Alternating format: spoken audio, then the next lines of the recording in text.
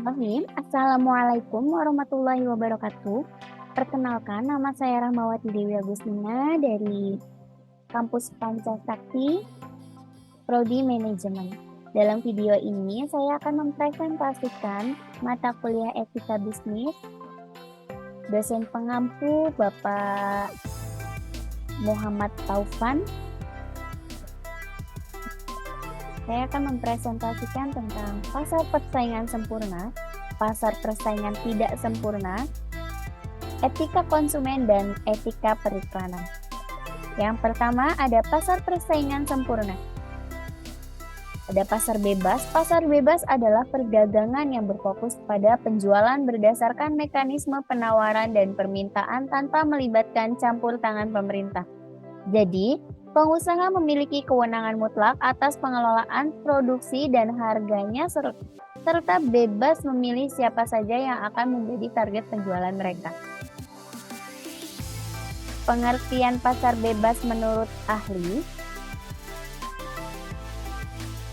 Pengertian pasar bebas menurut para ahli. Yang pertama, menurut David Ricardo, pasar bebas adalah perdagangan luar negeri antara beberapa negara secara bebas tanpa adanya hambatan dari pemerintah negara masing-masing.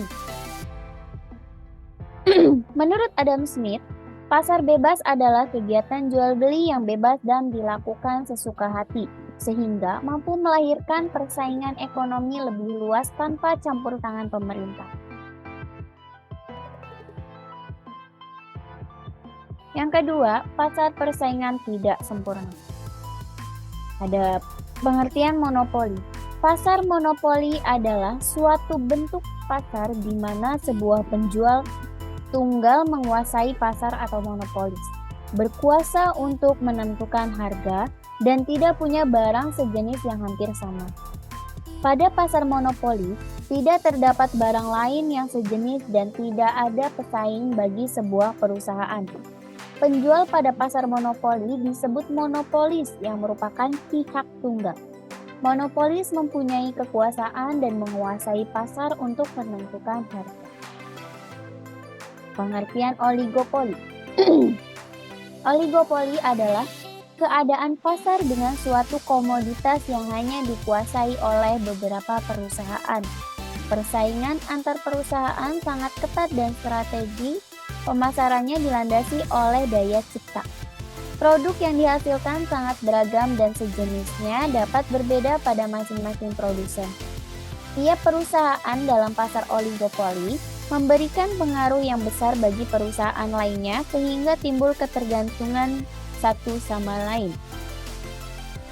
Pasar oligopoli dapat dibedakan berdasarkan keragaman produk di dalam pasar menjadi oligopoli murni atau produk homogen dan oligopoli diferensiasi atau produk diferensiasi.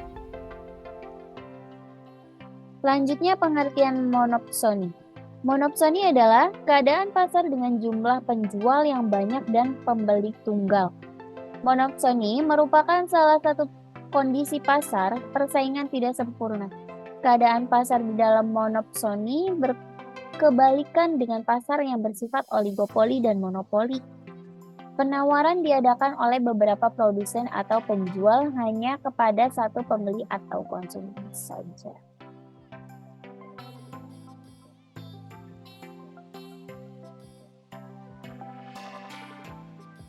Selanjutnya ada pengertian oligopsoni. Oligopsoni adalah keadaan suatu pasar yang hanya memiliki sedikit pembeli. Produk yang ditawarkan dapat sejenis maupun beragam dengan adanya persaingan harga dan non-harga. Pada pasar oligopsoni, informasi tentang produk sangat sedikit sehingga terjadi ketergantungan satu sama lain antar pedagang. Dalam oligopsoni, para konsumen membuat kesepakatan bersama untuk menguasai pembelian komoditas harganya dapat dikendalikan. Produsen tidak punya pilihan lain selain menjual produknya ke para konsumen ini. Yang ketiga ada etika konsumen. Sebagai seorang konsumen, tentu konsumen juga harus memiliki etika. Bisnis dan perlindungan konsumen.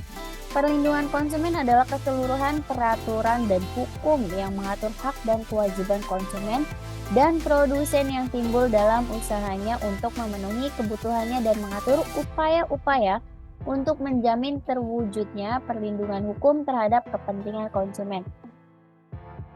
Menurut Sido Balog 2014,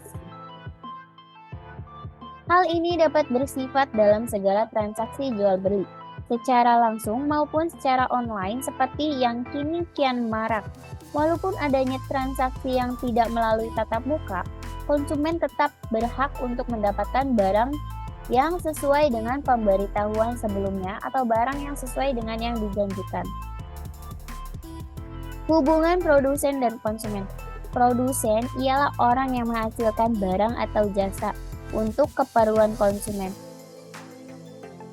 Barang atau jasa yang dihasilkan produsen disebut dengan produksi, sedangkan yang memakai barang atau jasa disebut konsumen. Dalam ilmu ekonomi dapat dikelompokkan pada golongan besar suatu rumah tangga, yaitu golongan rumah tangga konsumsi atau RTK dan golongan rumah tangga produksi atau RTP. Kasus-kasus etika konsumen. Esensi terpenting dalam usaha atau dagang adalah kejujuran transaksi. Dalam banyak kasus transaksi online, penjual tidak transparan kepada konsumen. Dalam hal ini, penjual tidak jujur terhadap kondisi barang, tidak memberikan hak kepada konsumen sepenuhnya atas produk yang telah dibeli. Hal ini tentu sangat mengecewakan bagi pihak konsumen, dan konsumen dapat melakukan pengembalian barang atau berujung pada komplain konsumen yang berpengaruh pada rating toko jika toko tersebut online.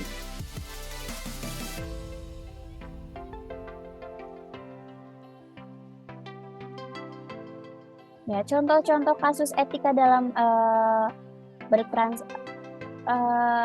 etika dalam perdagangan, terutama untuk online, biasanya para penjual ini tidak transparan. Ya, dalam banyak kasus transaksi secara online, penjual tidak transparan terhadap konsumen. Contohnya menggunakan iklan-iklan yang berlebihan, menggunakan barang-barang tiruan dan semacamnya.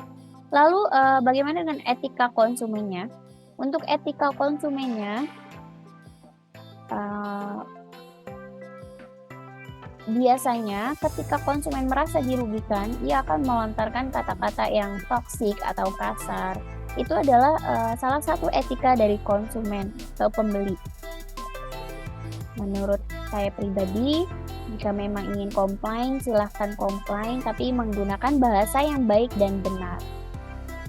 Karena berkomunikasi memerlukan sebuah etika atau etika. Nah, yang keempat ada etika periklanan. Fungsi iklan adalah suatu cara untuk mempromosikan sebuah produk, jasa, hingga ide untuk mendorong minat audiens. Perannya sendiri sangat penting untuk sebuah bisnis, apalagi dengan semakin ketatnya persaingan untuk merebutkan perhatian dari konsumen. Yang pertama, memberikan informasi. Fungsi iklan yang pertama adalah untuk memberikan informasi mengenai sebuah produk untuk seluruh khalayak luas, sehingga konsumen bisa menyadari keberadaan sebuah produk serta merek dan mengetahui fungsi dan manfaat produk. Yang kedua, membujuk konsumen. Ya, iklan adalah sebuah pesan persuasif yang berfungsi untuk membujuk konsumen untuk menggunakan sebuah produk atau jasa. Sebuah perusahaan akan meyakinkan konsumennya bahwa produk yang mereka jual atau produksi adalah pilihan yang paling menarik, sehingga konsumen akan mengambil tindakan untuk membeli produk tersebut. Yang ketiga, meningkatkan konsumen. Fungsi iklan yang terakhir adalah untuk meningkatkan konsumen, sehingga produk tersebut akan selalu ada di pikiran dan ingatan konsumen. Perusahaan juga akan menggunakannya untuk mengingatkan konsumen mengenai kebutuhan mereka akan sebuah produk.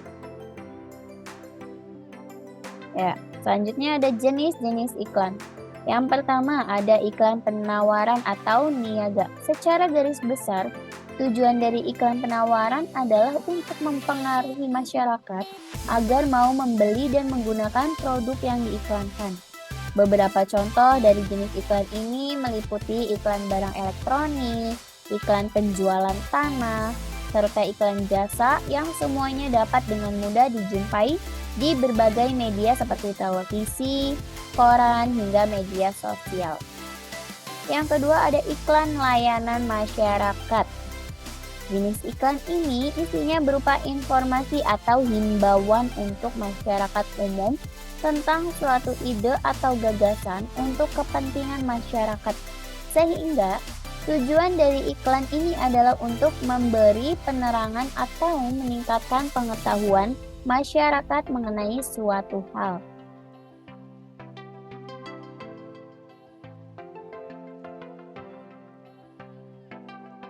Yang ketiga, iklan pemberitahuan atau pengumuman. Iklan pengumuman atau pemberitahuan adalah jenis iklan yang bertujuan memberitahu atau menginformasikan masyarakat mengenai suatu hal, yang isinya tentu saja berupa informasi seperti pemberitahuan acara, berita duka cita, hingga pernikahan. Yang keempat ada iklan permintaan. Iklan permintaan adalah iklan yang ditujukan kepada masyarakat tertentu agar mau bekerja sama dengan pihak pengiklan. Tujuannya adalah untuk menjalin hubungan yang saling menguntungkan. Selanjutnya ada kasus-kasus etika periklanan. Kasusnya adalah iklan Hago Indonesia yang menampilkan guru pada tahun 2019 lalu. Dikutip dari newsdetik.com, iklan tersebut awalnya memperlihatkan sosok seorang guru yang menghukum salah satu siswa dan ditakuti siswa lain. Kemudian, datang seorang siswa yang terlambat. Bukannya marah, guru ini justru mempersilahkan siswa yang telat untuk duduk, bahkan membawakan tasnya. Belakangan, ada adegan guru itu bermain game bersama siswa yang telat. Untuk iklannya,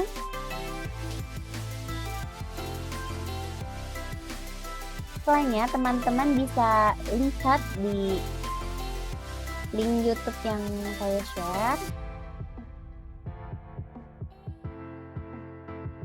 Ya. Yang kedua ada iklan rokok yang baru ditayangkan di televisi pada pukul 21.30 ke atas atau setengah 10 malam. Namun perusahaan rokok juga terbiasa membuat billboard, iklan yang dipasang di jalan-jalan besar yang banyak dilalui kendaraan. Salah satu iklan rokok yang mendapat protes dari masyarakat adalah iklan mild versi mula-mula malu-malu, lama-lama mau. Ya, mungkin untuk iklannya teman-teman bisa cari di YouTube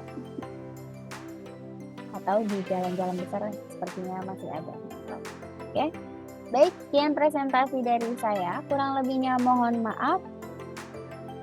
Wabillahi taufiq wal hidayah. Wassalamualaikum warahmatullahi wabarakatuh.